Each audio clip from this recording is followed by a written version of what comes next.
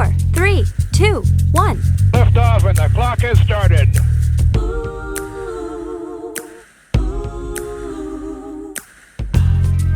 Hello, everybody, and welcome back to the world of Project Semper, the Project Semper podcast, vidcast, whatever all this stuff is. I have a lot of things, a lot of platforms and fancy equipment to use, and I'm going to use it all. So who knows? There might be a minute before we find some cohesiveness to the look of everything. Regardless, we've begun a series about let's say elevating your fitness and nutrition levels. And the mantra that I always want to start out with these is to remember that when viewing these videos or listening to my podcasts or reading any blog entries or anything that I write, please always remember my why and my whom, because I'm able and because I should for anyone and everyone who's interested.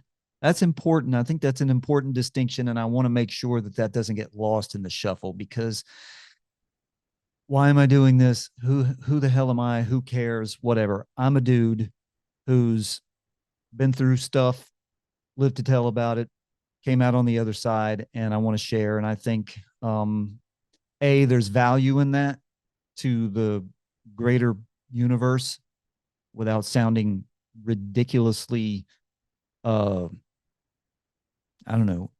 It's not an arrogance thing. I feel like I can help because I've been through this stuff, and there's a lot of people out there who are looking for some help. And even if it doesn't reach anyone, just simply doing this elevates myself as a person and increases my well-being and my fitness level. And that fitness is body, mind, and spirit, not just body or any one of the or two of the other three. It's all three together. So because I'm able and because I'm a decent human being, I should do this. And for anyone and everyone who's interested, no one here is interested in telling you how to live or what to do. Just sharing information. And if you find it useful, awesome. Also, I am not a physician or a trainer. I'm sharing stuff I do for myself. Participate at your own risk. But if you hurt yourself, stop being a bitch and put some ice on it and go get some rest and then try it again. Maybe back it down a little bit. Don't be afraid of risk, though. Physical fitness and maintenance of your body have a direct and profound relationship to your overall well-being. If you're interested, get up and move. That's the mantra. That's the thing here. And please keep this thought in your head as you figure out the direction of your every single tomorrow. That's what we're working for, is your every single tomorrow. You are 1,000 versions of yourself. Tomorrow's is going to be different than today's. And if today's needs to die in order for you to get better tomorrow, metaphorically speaking, die. You have to let bad ideas and bad versions die off so you can get to the more elevated, to the better version. On the track to the best version, don't know if we can ever reach that. It's like the old Buddhist saying goes, if you meet the Buddha on the road, kill him. And that sounds awful and violent, but essentially what that means is anyone who professes perfection or self or total enlightenment or complete and total self-awareness is lying to you, and they're a charlatan, and they're probably trying to sell you a bill of goods. So keep that in mind. It's about all of your tomorrows. Make the next one better than the last one. The more fit you are in body, mind, and spirit, the more opportunities open up for you in life. This is absolutely incontrovertible. There's no way in the world you can argue this. It just cannot be done. There is nothing in the arc of your existence or the uncertainty of your potential that won't be made better through an elevated state of fitness. Again, body, mind, spirit, they all work together. In this case, for the purposes of these videos, we're kind of more leaning into the body thing, because I put that first. I put body, mind, spirit, not mind, spirit, body, or spirit, mind, body, or whatever. Because if the vessel that carries your mind and your spirit is not healthy and functional, it's not going to be able to do anything with those other gifts. That's why I start with that. That's debatable. That's arguable. That's just me. Again, see it as you need to see it. Figure out your own way. If I can help, great, but you need to figure out your own way. And if you're just beginning or rediscovering the fitness path, the key thing to remember is movement. Basically, everyone can benefit from more physical movement. You don't have to start running straight off the couch or join a gym. Just get up and move. Hell, if you have physical limitations that keep you from moving around on your feet, if you've got some medical issue or something else that keeps you from right now at this moment in time from getting up and walking and moving that way on your 2 feet, you can get just as much movement. Well, let's not say just as much. You can get an adequate amount of movement to get you to the next stage by sitting on your butt doing something like, I don't know, seated jumping jacks. The point is to elevate your heart rate through movement. That's all we have to do here. And you don't have to do ultra strenuous exercise in order to elevate your heart rate. Even putting your phone down for 90 damn seconds and walking a lap around your house, inside or outside your house, it's not nothing. Remember that. It's not nothing.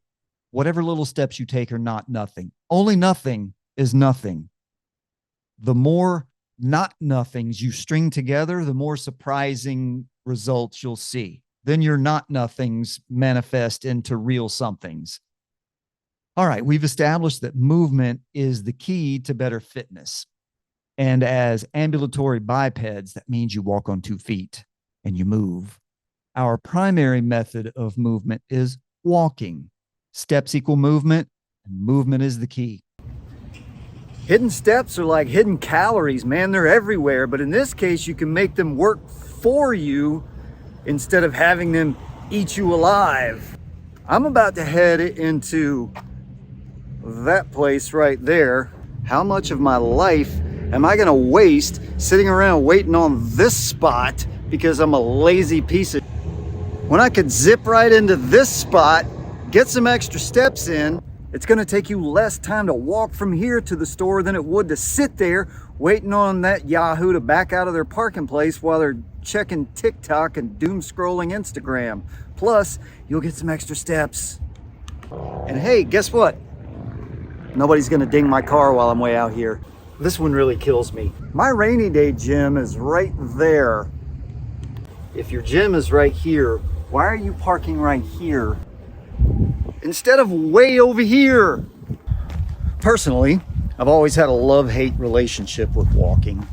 A lot more hate than love, really, but actually mostly all hate. I've always viewed walking as one of the most tedious forms of exercise imaginable.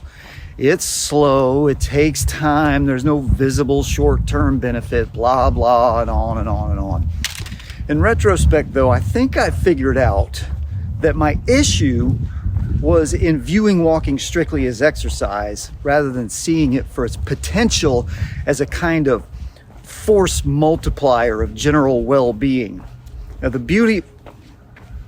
Somebody put that on a t-shirt for me. That was awesome.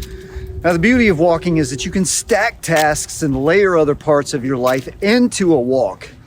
The baseline of a walk is that you're moving your body and elevating your heart rate. Now, that's already a win for your day. If you're strategic about it, you can use that time for meditation, free-form thought, problem solving, things of the mind like that. Think about how crippling it is to your mind and spirit if you jam a non-stop stream of meaningless filler into every moment of your existence. Really, outside of the foundational physical fitness benefits, this is the best result from a walk. Allow your mind a few minutes to wander without artificial electronic distraction. This is an inner peace few recognize anymore. Remember, a walk is found time. Take advantage of that. You can split your walk into segments of accomplishment. I always listen to podcasts, so I'm generally speaking learning and being entertained. I have a rule though. This is a hard and fast rule. I allow myself that meditative time of unstructured thought for a minimum of 1 mile before I even put my earbuds in. Now, that is my personal standard. You can make your own. Make it your whole walk or make it 10 seconds. Just give your mind time to breathe. When you allow yourself to finally put the buds in, you can listen to a podcast or an audiobook. You can call your parents or catch up with a friend. You can listen to music. Hell, you can dictate the amazing new thoughts you had during your meditation. The bottom line is you can customize your walk so it doesn't seem like a chore. Obviously, I'd love for more of you to get out and walk. But more importantly, just get your steps in. And getting your steps in can be a game you play with your routines and mundane tasks. There are a million ways you can add movement to your day without dedicating time to go for a walk. Let's talk about this. Unless you live in Minot, North Dakota, or somewhere where you will actually die if you walk to your mailbox, stop driving to your mailbox. There's a few extra steps right there. Hello? And whether your office is an office or your office is your home, get up and walk around. Stand up. It's not going to kill you. Take the stairs. Forego the elevator. Park farther away. You know all this stuff, man. Hidden steps add up.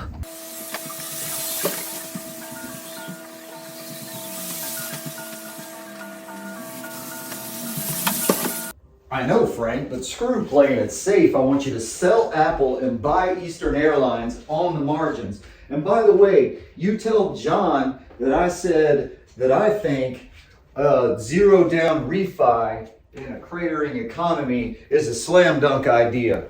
Go with it. And if you got a couple of these, that'll keep you on your toes too, because guess what? They want to walk too. Let's go, Pumps. Yeah.